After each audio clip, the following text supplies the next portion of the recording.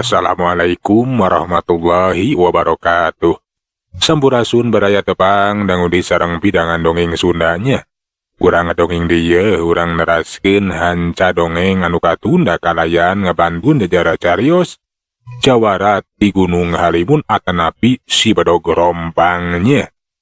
Ieu dongeng teh karangan Mang Nyali rasok sanaos dongeng basajan, malah mandar janten hiburan. Atuh kabaraya anu satia manco kandongeng Mang di mana we aya namugi sadayana aya dina kasehatan lahir sindarangan batin dilalancarkeun sagala rupinanya tong hilap dirojong ditaroelan tombol sukrep sukrep. Atuh Mang oge kalintang nuhun keunana kanu parantos like oge komennya. Mangga mitra supados teu nyangkolong ting kana waktos urang sami-sami dangukeun ieu kumaterasna ieu carita Jawarati Gunung Halimun atanapi si Badog rompang.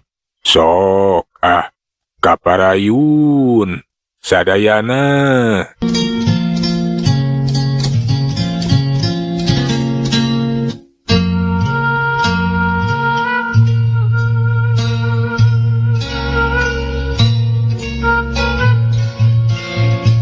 Curelat beretek sabda lumpat lir kijang mesat. Lain salumpat-lumpat na tapi lumpat anu dibarung ku tenaga jero pon kitu dibarengan ku pangenteng badan. Basa sabda tepi kapala basora si awewe anu tadi tulung-tulungan. Tetela geningan handeka sampak. Teu salah sora nama ti lebah dieu. Tapi nah ka mananya? Eueuh jalma saurang-urang acan. Itu nanti bade culang cileung di tenan sebeuteureun eta patempatan. Sabda musirikeun kaseketan pangrunguna. Suara nama kadenge ti belah kidul. Hawar-hawarnya. Moal kitu geus lumpat ka belah kidul geun sia ku aing bakal diudak. Kitu nanti bari ngabertak deui lumpat ka lebah kidul. Lumpatna teh kiwari mah bekitari. Tekung silila breh katempo di hareupeun aya lalaki anu keur lumpat. Bari katempo memanggul saurang awewe atawa saurang wanoja. Buah-buah itu jalma anu tulung-tulungan teh. Nanaonan awewe dipapanggul kitu. Ceuk gerentes hate sabda. Bari ngacorelat we kiwari mah ngahadang ngahalangan jalan celegedeg nangtung pancuh. Ngabedega ngahalangan jalan. Eureun heula kisilah. Nanaonan da teh. Awewe beti papanggul kitu da lain mencek. Reg si lalaki nu keur manggul si awewe teh ngaranna geureun. Katempo panona mani molotot. Nah saha cenah eta jalma teh bet kumawani ngahalangan ngahadang sagala rupa. Saha sia teh euy? Wani-wani tecapek kitu kadawek. Jeung nanaonan ngahadang halangan jalan segala rupa. Kuring sabda.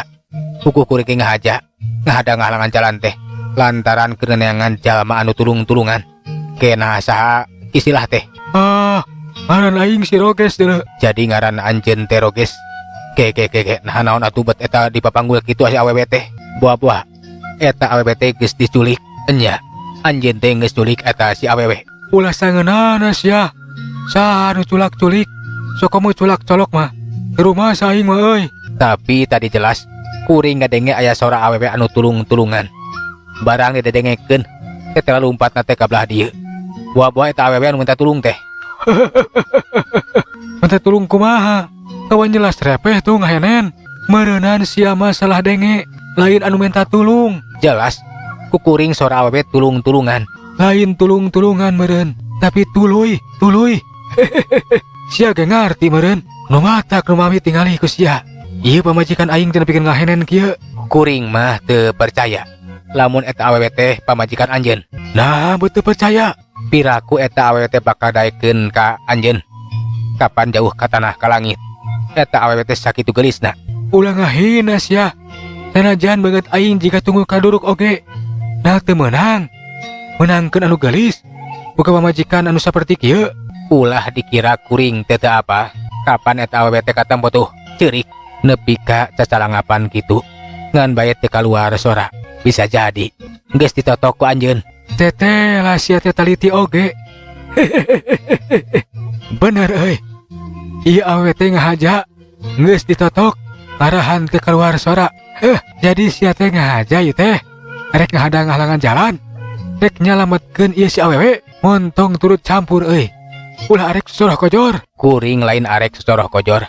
Tapi arek nindak jalma jahat jika sia jelema anu badi sato. Resepna teh maksa mirusa. Kurang ajar. Hayang kojar meureun sia teh sabda. Cek eta si lalaki anu ngaran Roges teh bari ngecageun si awewe. Srog maju salengkah. Neuteub seukeut ka sabda. Tekung sirila rengkene kemasang kuda-kuda. Sedengkeun ari sabda mah tetap tenang we. Sok sanajannya eta jalma jahat nu ngaran si Roges teh bakal narajang. Sikepna teu kawas anu arek tarung. Uguh we atuh eta si Roges teh beuki muncak amaran. Modar sia sabda.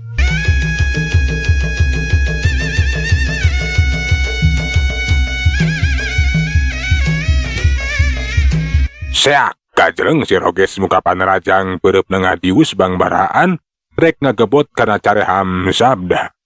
Tapi sabda anu nangtung ajek teu ngaroba sikepna. Ukur ngagerakeun leungeun gatuhuna dipake mapag panerajang we atuna dah eta peureub. Antukna dua peureub teh dia anu gaduk. Das. Si Roges manimuringi sumengir nahan kanyeri. Karasa peureub sabda teh teu salah batan batu. Jeleng mundur ka tukang bari ngusapan peureupna. Peureub saha anu leuwih teu as? Montong sombong sia sabda. Tadah deui sia kurang ajar. Seak gajeleng bade kaheumbatkeun badogna anu teu kanyahoan keur mesatna. Eta badog teh arek disabatkeun rek nigas kana beuheung sabda. Lamun seukeuna teh kana beuheung moal tinggal kelenceng atuh. Kangaranan bedog anu sakitu seukeutna. Tapi kentak sabda teh ngeloklep ngelelepkeun awakna ngareuneu. Bari dampal suka katuhuna teh rek dipajekeun kana kuda-kuda musuh. Basa badogna milepas teu kena kana sasaran. Si Roges oge rikat manehna ngajauh ka luhur. Bari nyabatkeun di badogna rek disabatkeun kana tak kiwari mah. Tapi lain oge sabda atuh ari kudu beunang kasabat ku eta badog mah. Kangaranan warahan jago kahot sekaligus nu jadi bapana nyaeta Ki Jatemika. Entengeunaker dina nyingkahan eta sabetan bedog. Plos bedog teh milepas ngadek kana taneuh. Dina kayaan kitu sabda teh cicingeun. Teu kanyahoan harita awakna bari ngajauh ka luhur teh nejekeun dambal sukunit tajongkeun keuna pisan kana tarang si Roges. Jabrod jengkang awakna ngalakedai ka tukang bru namru. Bedogna oge nepikeun kalesot tina cekelanan. Katempo eta si Roges teh bari nyekelan tarangna. Nu karasa nyeri sirana asa lieur. Bumi alam asa muter. Asok kudang deui sia Roges. Urang teruskeun tarung teh. Piraku jago teh ukur sakitu geuning. Ukur karaku segeprakan oge geus namru. Boa-boa. Kasebut jago teh. Jago ukur kawe wungkul. Kenaon sia sabda. Aing can rumasa ka teter jajaten euy. Urang teruskeun deui tarungna deuleu. Urang teruskeun. Kituna teh si Roges teh maksakeun we ngunial udang. Laju mancuhkeun di tangtunganana. Bari masang kuda-kudana masang jurus. Ulah maksakeun atuh. Lamun sakirana geus ripuh mah. Alah. Aing can rumasa teter jajaten sia sabda. Alah. Ayo. Urang pungkas lumeukeun aya tarung. Rasakeun sia kurang ajar. Hiat. Seak gajeleng si Roges teh narajangan bae kiwari magerakan teh geus mimiti lamban. Awakna oge jajari gejegan. Uguh we atuh entengeuna keur pikeun sabda mah. Ku sabda teh ukur dikiwarekeun we plos. Tinggalan eta si Roges teh ukur nyamos we ngakan tempat kosong bro. Nu akhirna mah namru geus beakeun tanaga. Alah. Nanaonan atuh. Geus ribut maksakeun maneh. Sabda geus teu malire ka eta si Roges anu geus namru teu walakaya. Laju wae sabda teh ngadegetan ka si awewe anu keur ngagoler. Basa geus aya di sakikireun eta si awewe teh tarangke. Leungeun sabda teh ngaragamang kana beuheung eta si awewe. Laju wae mencet urat-urat penting lebah beuheungna. Dak sakala sabada dipencet urat-urat penting lebah beuheungna mah eta si awewe teh bisa nyuara deui we. Nuhun Kang, tos tulungan abdi. Enya sami-sami Nyai. Sok gara hudang. Tetiasa Kang, awak abdi masih kena leles. Hampura akang poho, keke punten nyai. Plak, ping kenca katu si awet di tepak karanyad maningaranyad. Suku nage katempo maningarajat. Ser karasa sing siremen. Lila les leungit atas sing siremen teka ganti ku tanaga nu mimiti kaya nama karasa. Syukur teh bisa diobahkeun, bisa dikajatkeun. Malahan mah lila karasa jagjat. Curung kunung atuh maksakeun hudang. Aduh, alah. Carek cek. Kebru untung we ditewak ku sabda. Kawasna bae suku teh masih keneh titingkueun. Kelanan sabar atuh nyai. Ulah maksakeun leumpang. Nya Kang, alah. Abi teh can tiasa papa Kang. Nya sok cengkat nyai. Sok nangtung ajeg ulah waka dileumpangkeun, ulah waka dilengkahkeun. Mangga Kang. Cek eta si awewe bari mancuhkeun di tangtunganana teu seukeut ka sabda. Sajong-jonan mah ukur melong we ka sabda molohok. Mata si meuteun.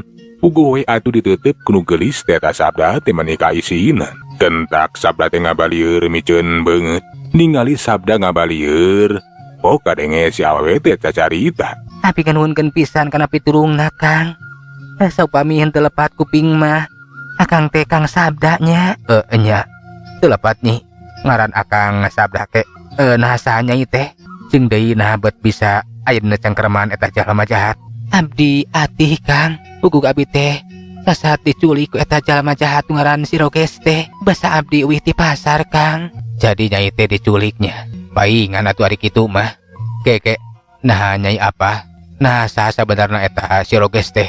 Duka Kang abdi teu apal. Namung eta jalma teh ngabongohan ka abdi Kang. Abdi teh digidig we dipanggul. Teras abdi teh dicanak lumpat.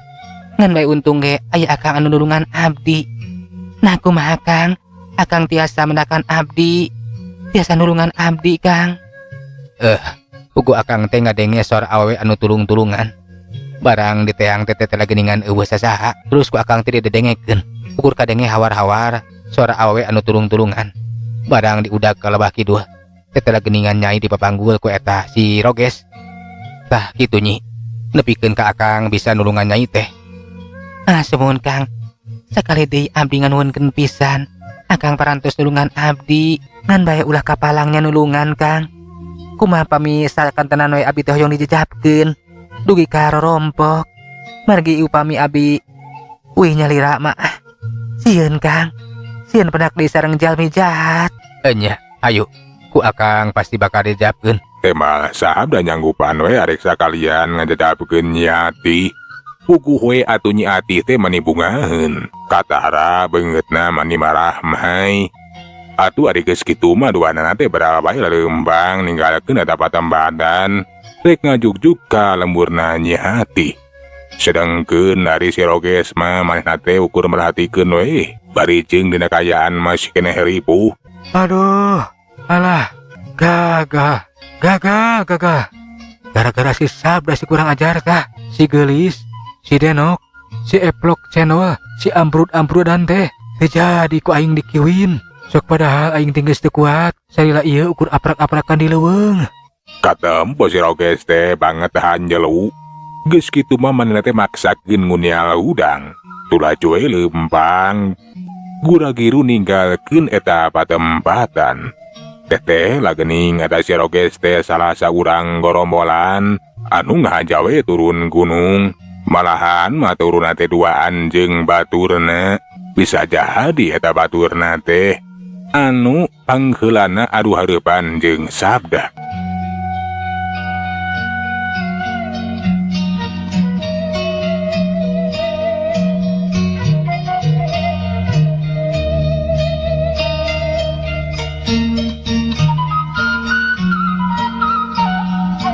Caturkeun di tempat anu hanteu pati jauh di pasar. Katempo aya sabubuhan tentara anu keur ngobrol jeung urang lembur. Tah janten kitu Bapak, pun anak teh leungit. Tadi teu piwara ngajajabkeun artos ka bibina anu uih ti payun. Tapi na teh aya balik deui ka pasar. Parang siang pun anak teh aya anu nyulik Bapak. Nah, ece betul keyakinan. Lamun anak ece teh aya anu nyulik.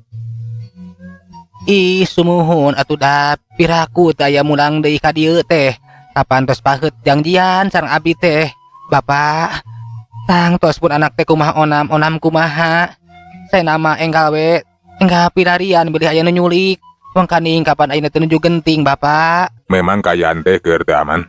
Tapi ulah sarembang, geun. Kukuring sabaraha kanca arek di teangan. Bisi-bisi jadi korban jalma jahat atawa goromolan.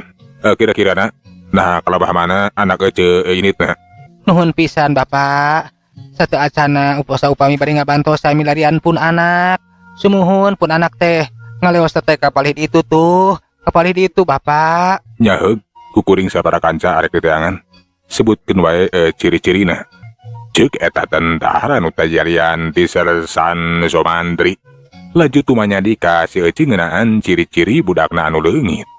Atuh barabat wae dicaritakeun ngeunaan ciri-cirina malahan nu disebutkeun eta awewe teh. Cenah mah ngaranna teh Nyi Atih. Sabada meunang katarangan anu lengkep. Sersan Somandri teh ngajakan sabubuhan anak buahna pikeun neangan eta Nyi Atih. Caturkeun Sersan Somandri anu neneangan Nyi Atih. Basa keur jongjo neneangan. Di kajauhan dekatingali aya nu keur laleumpang duaan. Tinggal itu aya nu keur laleumpang duaan. Nilik dina ciri-cirina mah luyu pisan jeung eta awewe nu keur leumpang. Buah-buah eta teh Nyi Atih anu keur di tetangan kurang. Bener ente salah Pak. Ngeta pisan, luyu pisan, sakumaha keterangan ti seuceu. Indungna Nyi Atih, buah-buah ngeta Nyi Atih anu keur di teangan kurang. Laras Pak, telepat. Eta awewe teh sapoe anu dicarioskeun ku si Ece teh ya. Ayo, urang tewak Pak. Bisi-bisi eta lalaki teh jalma jahat.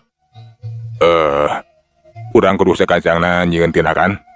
Wayahna maneh Kopra Jono jeung Kopra Ujang gancang pegatan eta anu keur leleumpang ngan bae ulah gagabah.